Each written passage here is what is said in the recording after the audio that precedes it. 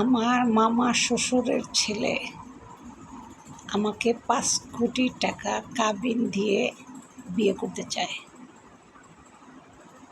সে হচ্ছে আমার মামা শ্বশুরের ছেলে। সে আমার বিয়ের আগের থেকেই সে আমাকে প্রচণ্ড পছন্দ করে।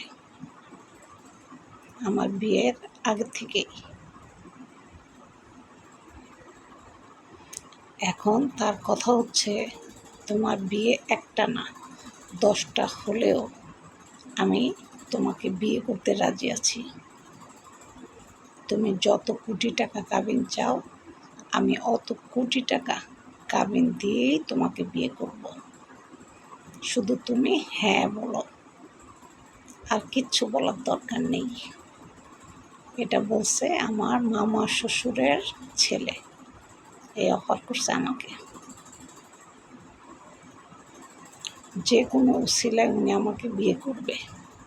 ৫ কোটি 10 কোটি যত টাকা লাগুক উনি আমাকে সেই টাকা কাবিন দিয়েই বিয়ে করবে।